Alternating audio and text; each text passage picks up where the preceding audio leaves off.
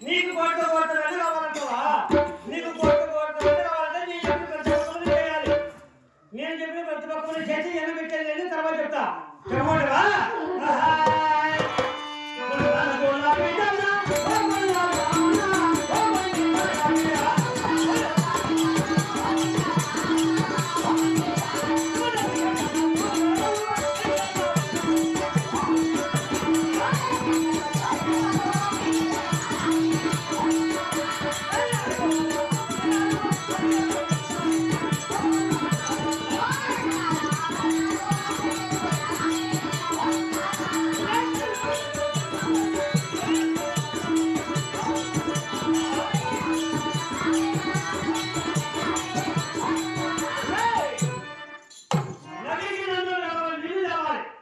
నా ఇంటికి ఇన్నూరు గడవల నీళ్లు తేవాలి. 6 ఎకరాల ఆభరణాలు మొత్తం అలికిపోయాలా. మీ మామ కూడా కొత్త సభలు అలికిపోయాలా. నేను కూడా ధాన్యాలు అలికిపోయాలా. 10 మోపల పచ్చడిగడ్డి తేవాలి.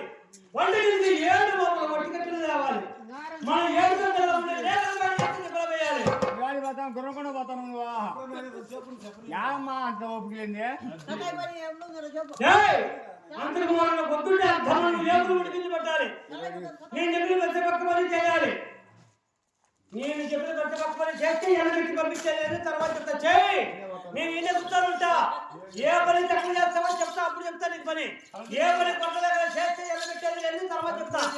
నేను చెప్పిన 12 పనులు ఉన్నాయి. 12 పనులు నవగ్రహాలుగా 9. నేను చెప్పే పనులు 12.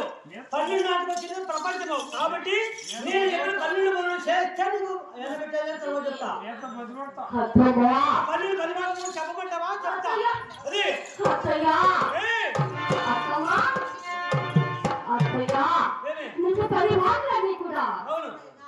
నాకు చేయమని ఒప్పగించావు కదా.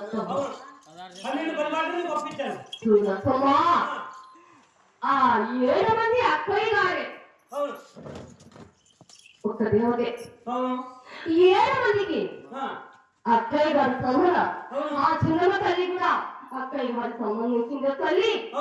నువ్వు చెప్పిన కథలు కూడా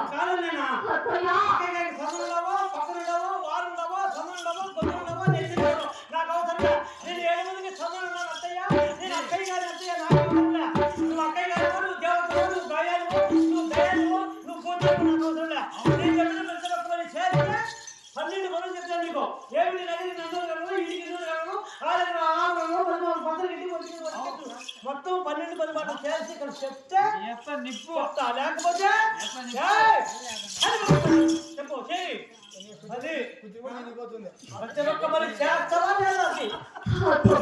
దేవత కాదు, దేవత నాకు తెలుసు.